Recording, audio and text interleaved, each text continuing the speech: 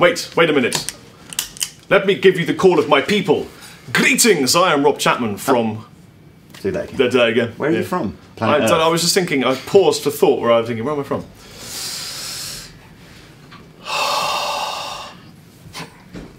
Greetings, I am Rob Chapman. How are you doing? And I'm the captain. And together, how are you doing? We form a team of impenetrable power against the evils of bad music and bring to you demonstrations from Andertons.co.uk. What he said.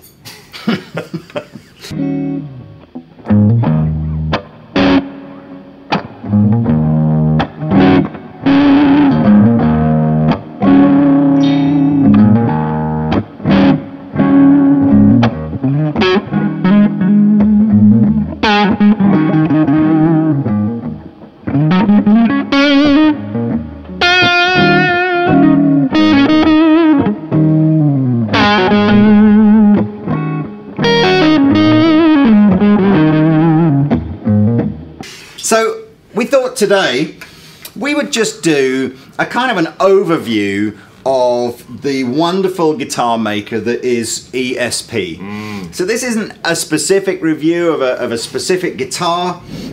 This is just us kind of telling you about who, you know, where did they come from, what do they do, what can you buy in that range, and just playing a few guitars at random. Yeah, I think that the main thing is that ESP were founded in 1975. 1975! The year I was born. And I think that just holds some kind of part of the heritage of them is connected with me spiritually. Yeah. And I've always been a big fan of ESP guitars. And I think the main objective of today's video for myself is to let people know that ESP don't just make guitars for the metal community. Oh, yes. They obviously make amazing guitars for metal community. Yes. But the thing is, they started life as a custom shop. As a parts manufacturer and a custom shop, absolutely. And so many people were modifying their stock Fenders and Gibson using ESP parts. They just went, hang on a second, we might as well just make the guitars ourselves. Yeah. And that was how ESP was born. Yeah. And they've gone on to be huge now, owning huge tuition facilities all around the world. Well, even further than tuition facilities, they own luthier schools in Japan. And if you like, it's a real serious deal. You can enroll to learn to make ESP guitars, and if you pass, and you get to make them, so they're very clever, you know. Yeah.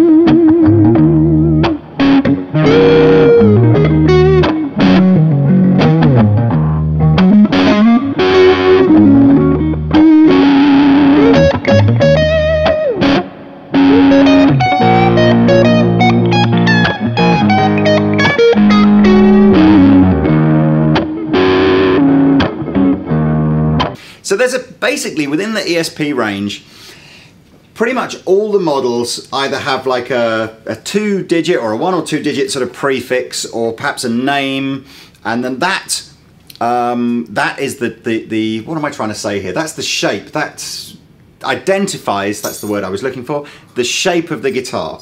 So we're basically going to focus on 3 models today, although within the ESP range, if you want to go, you know, they do some really kind of crazy shapes, EX shapes, Viper shapes, AX shapes, jazz shapes, all kind of stuff. But we're going to focus on the 3 most popular shapes. That's the Eclipse shape, which if you buy one of the Japanese ESPs will just be called an Eclipse, and if you buy one of the LTD kind of licensed ESP guitars will be called an EC. And the second shape that we're going to look at is the Horizon series, which if you see behind Chappers here, the body shapes are all pretty much the same, but if you see 6 machine heads on one side of the headstock, that's going to be called MH, and if you see 3 aside, 3 machine heads on either side of the headstock, that's just your H series. So we'll talk about those in a minute, but let's talk about, what have you got there? Well, I've got this sparkly piece of joy from Japan. This is an amazing Eclipse from ESP guitars. Goto tuners, you know, mahogany body, ebony fretboard, real pieces of silver. Could be. It's not really, but it may as well be. It looks absolutely stunning. It's the kind of thing that I'm always immediately attracted to. And other than being an incredible looking stage vehicle, this thing sings like a blues beast, which is something that not a lot of people kind of realise ESP does, you know.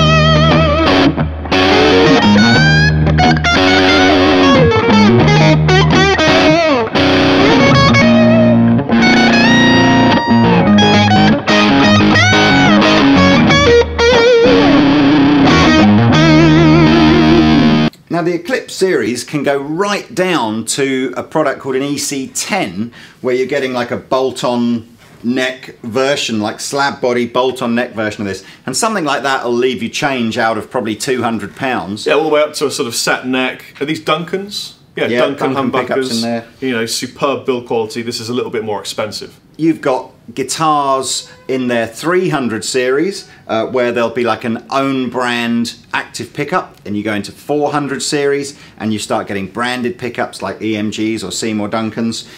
So I would suggest that you just kind of, if you're looking at these guitars thinking they look pretty sweet, I like that, go and see the Andertons website, look for ESP and all the EC models, and as I said, you'll see all sorts of different price points. But let's talk about Eclipse as in, it's clearly looking like one of the mega heritage guitars. It's become what I would call a viable alternative Yeah. to the LP that people are sort of familiar with. And there are some really obvious, in my respect, benefits over the traditional LP. The first one is, if you're a fat lad like I am, you might notice this is quite a slender lady, and it's been cut away beautifully. It's really nice and light, but enough weight that it resonates and sustains great notes. It's just built for speed and playability, you know.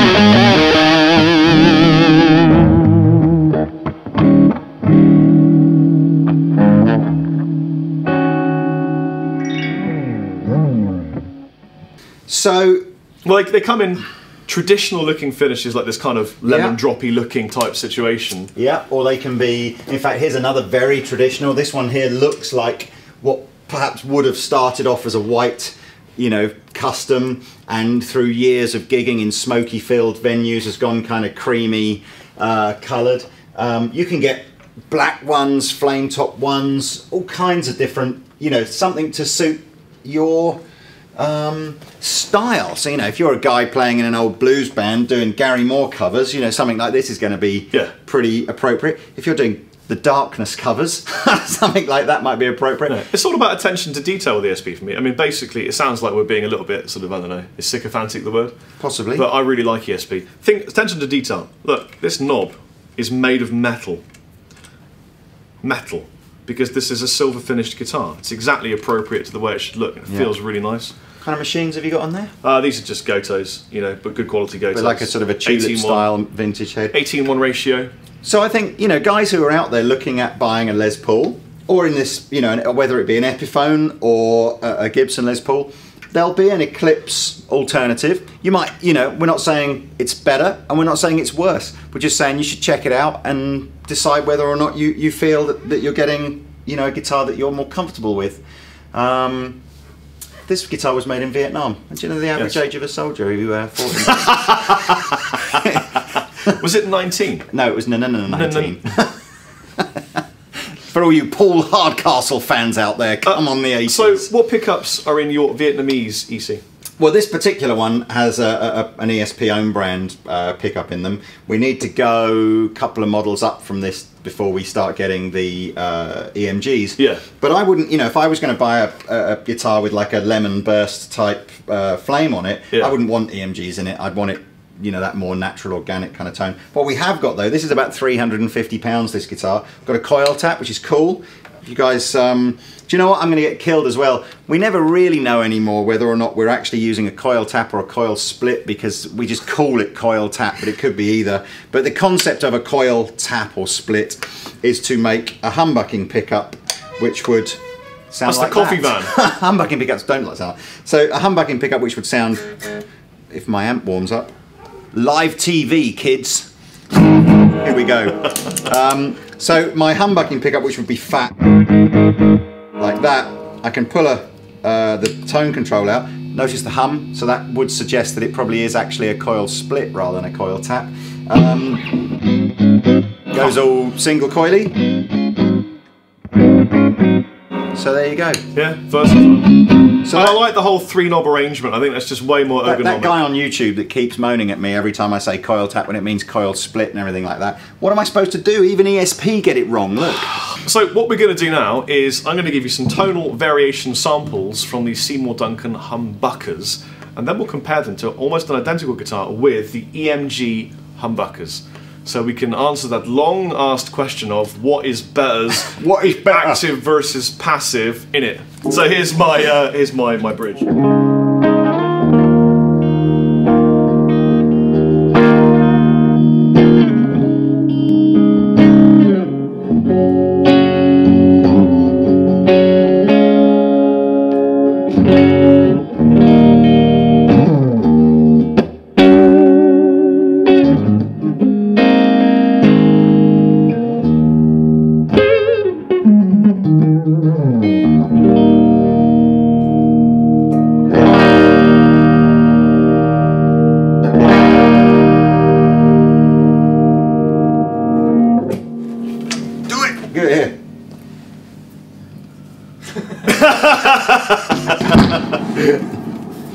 Is it tuned? Probably not. It's cold.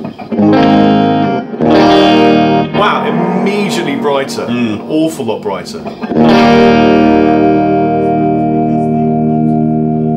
Yeah, they're probably right. Is the knobs a different colour as well?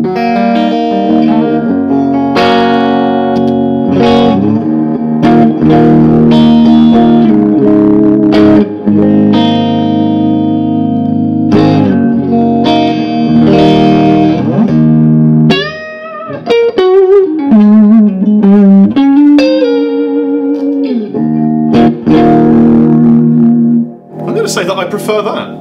It's brighter, it's clearer, it's a little bit louder. It sounds like it's driving the amp a bit harder. It is. I want to hear it when you rock, though. Okay. That's like sounds like a line from a song, doesn't it? I want to hear it. I want to hear it when you rock. When you rock, man. Okay, here we go.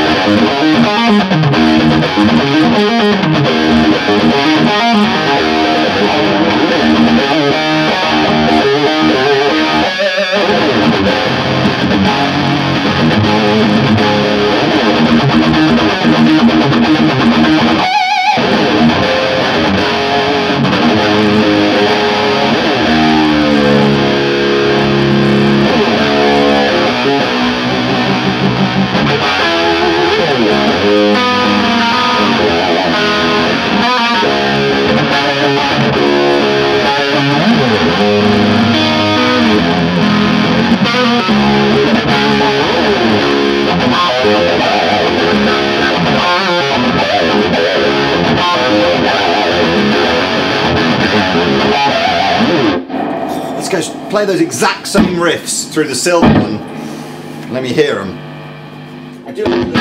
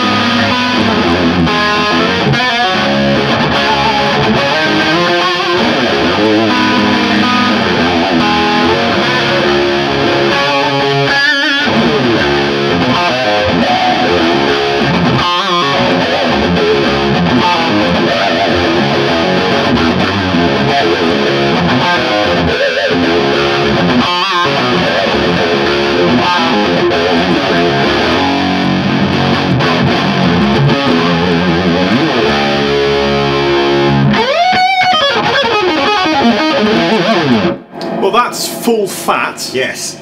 And that's Coke. It's like screamier, treblier, more. Well, it's easier to scream on this pinch harmonic, pick squeal. There's more. It's thinner but more compressed.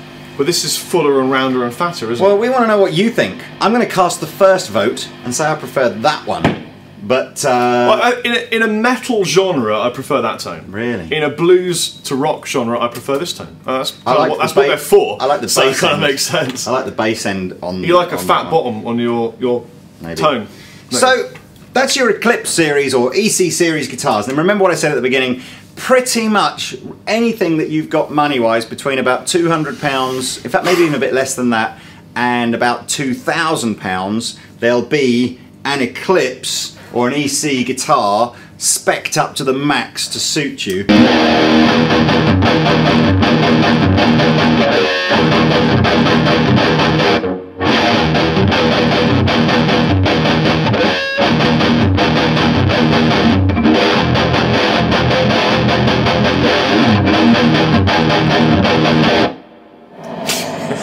Nice jazz tone. Well, I thought so too, and that's why it's called the Horizon. Switch your amp onto standby. Oh, okay. Would clean do? It's a kind of standby. That's why I use clean for. I use it as a standby. So we've moved on to the Horizon, and again, Rob has got a Japanese ESP, which is beautiful. Tell us about that one, Rob. Well, it's got this stunning looking sort of smoky brown quilt top on top of some maple, on top of some mahogany. It's a neck all the way through the body. A neck through is when you... No, that wasn't what you were talking about. That is what I'm talking about, yeah. Actually... What do you call it? Neck through is when the wood from the neck continues all the way through the body. It's one great big cricket bat of wood. You can actually see this is like is it a three-piece neck? So the whole centerpiece of this guitar, which is the strongest way of building a neck because you get different wood tensions, stopping it from flexing in the ways you don't want it to. And a set through is where you get the same feeling area here, but it's literally set in that far deep. This goes all the way through, set through, goes down here. I would love to be able to use, it's really clear on Rob's guitar because of the very distinct colour difference. Well, they're demonstrating it because they're proud of it, you know, it's a good feature. It is clear, you can see it on my guitar, but probably not on YouTube, but basically just, if I do it with my little finger, kind of just across here, you can see the join where the neck has been glued into the guitar but finished in such a way that the player gets the kind of the heel joint of a neck through. But there is that kind of tonal argument that a true neck through, all the vibrations from the strings on the fretboard are actually transferring through the same piece of wood that the pickups are mounted into. So that's the concept of kind of like why would you get a different sound from a neck through. But people say that the majority of tone comes from the neck. The whole guitar is a neck.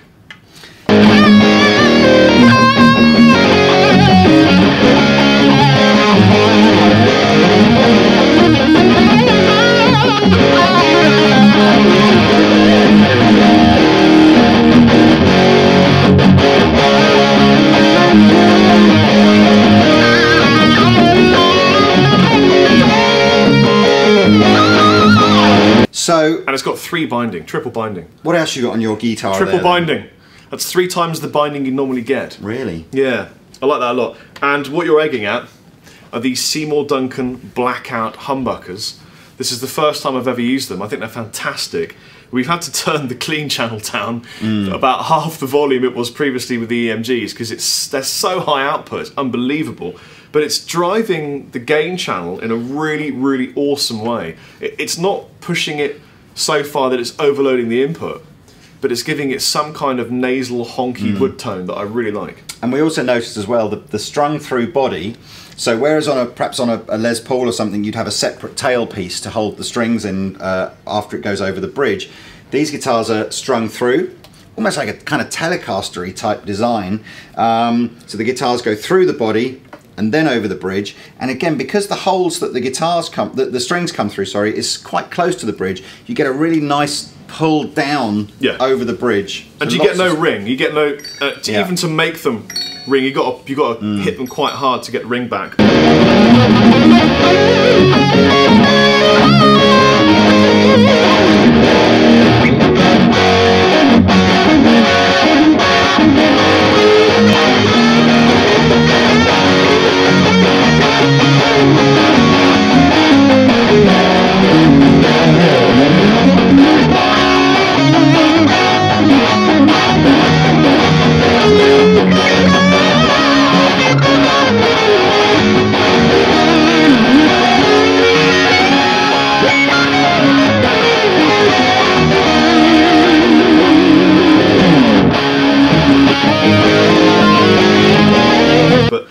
I just love these guitars. I mean, they just fit to the body in such a natural way.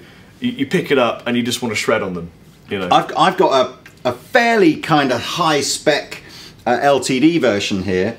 So this is the 1001. So I've got my EMG classic combination of active humbuckers here, an arch top, beautiful flame maple with the sort of set through design. If you can't afford something like this, I mean, this I think is going to be around about the 800 mark. If you don't have that kind of dough, as with all the ESP stuff, you can go right down to something like an H50 or an H100 and pick up this kind of body shape. Once you do that, you'll be down to sort of basic passive pickups, and you'll have a bolt-on neck rather than the neck through. But the shape and sort of look of the guitar will be in this sort of genre.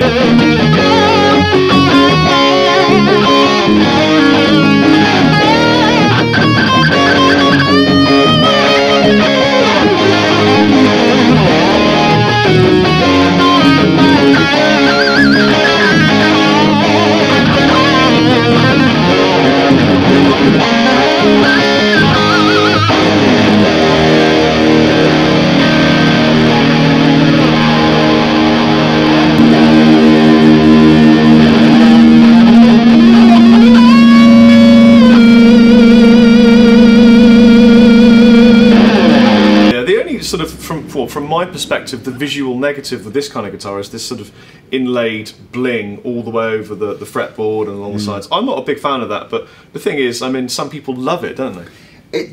Yeah, aesthetics on a guitar are... It's a bit Marmite. It's like one man's... I see quite a lot of guitars, you know, that I don't like, are guitars that have very ornate sort of tree of life inlay. And then you speak to the next guy and he's like, oh, look at this, it's like the most beautiful thing I've ever seen. Yeah. It's got tree of life inlay up that you sort of go, well, that's your bag, isn't it? But I kind of like the way that when you spec up and get the full fat ESP, it kind of de-blings.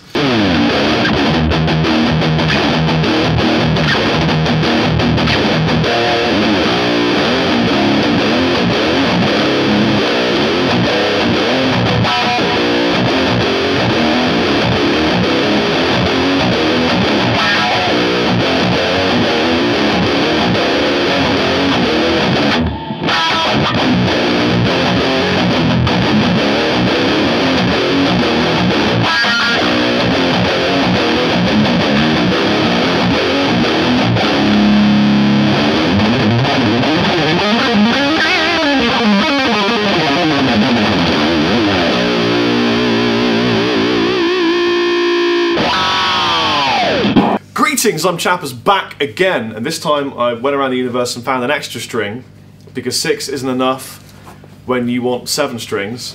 for your jazz duet. So this is a kind of a little take on the original Horizon called the MH series, where we just mentioned where we've got all the machine heads now on one side of a guitar. This is kind of, I suppose, inspired the guitar that Kirk Hammett used, I suppose. His KH is very much sort of MH spec, isn't it? Yeah.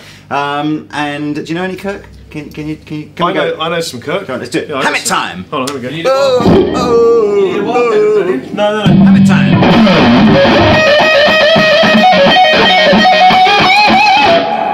That's some Kirk. That's one of his. That's one of the. I'm kidding. I actually love Kirk. But that was Kirk-esque. It was Kirk-esque. It was more Kirk-esque. Captain Kirk Now, than Kirk Hammett, but.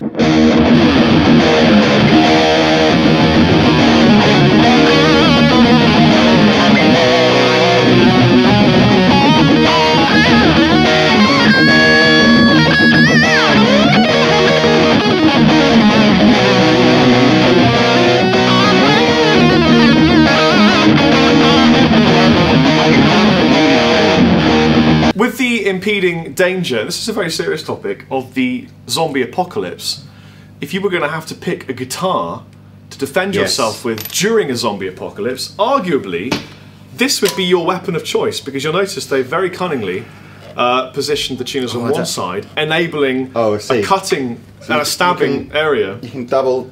Yeah. The defensive guard, they're calling it a whammy bar, clearly. It's just a defensive guard so that you can kind of, you know, block, stab, and then you've got the extra weight of the 7th string mahogany body to swing as a hammer. You can blind them with a reflection from the ebony fretboard, and then if that doesn't work, do you know ebony is the only wood known to resist zombie attack? Well, I did, and it also the blood runs off of it. You know, on knives you get like a groove. Yes. You get the air into the wound, and the knife comes out easier. Well, these frets are aligned in such a way that if you could get it all the way through a body, and you get your leg on the body before you put it out with these positioned horns, ergonomically placed for the best pull through, you can schlick, and it comes out cleanly. How easy, because you doubles, go for the kill. Bosh! Doubles as an amazing instrument to keep your spirits high in a zombie apocalypse. Thanks, ESP. Keeping us safe since 1975 from the Evil Dead.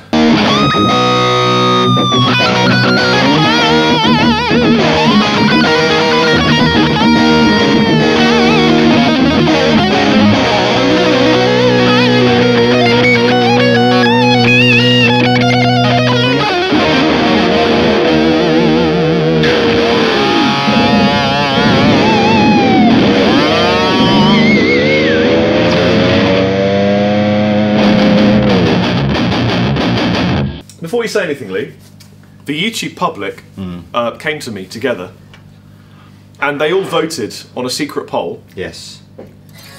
And specifically asked if you would grace them with some 7-string blues. And I said, you know what, knowing Lee, I think he will bow to peer pressure of 57,000 subscribers and grace our ears with some 7-string blues. Sorry, just got a bit carried away with some AC/DC there, but blues on a 7-string. Are there any famous 7-string blues players out there? Perhaps you can tell me.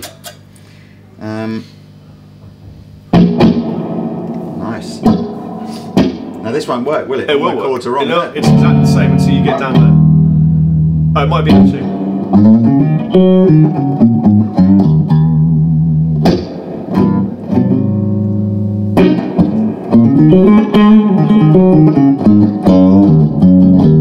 That's so.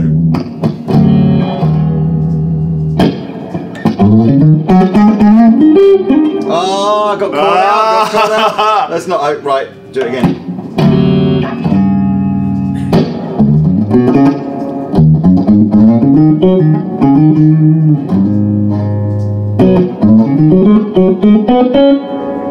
So basically, that's a 6-string guitar, as per standard, and then what Keith Marrow told me, hi Keith, is that you just forget that's on there until you suddenly go down, and it's the same shape as the previous scale shape. But I want to play my chords so that instead of playing.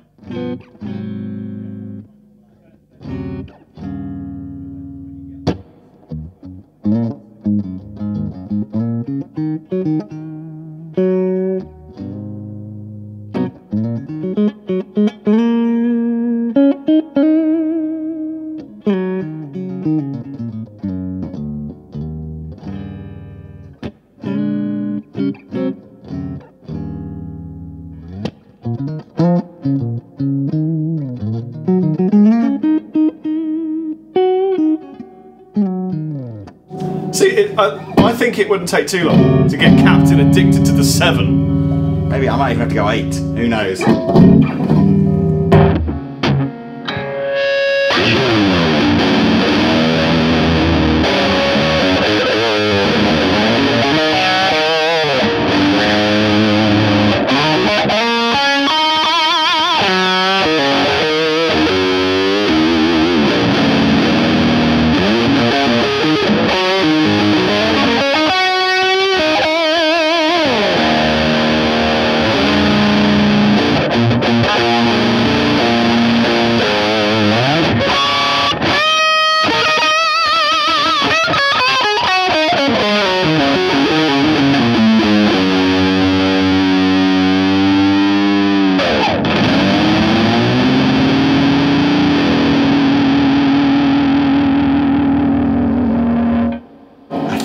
Wow, that was actually really cool.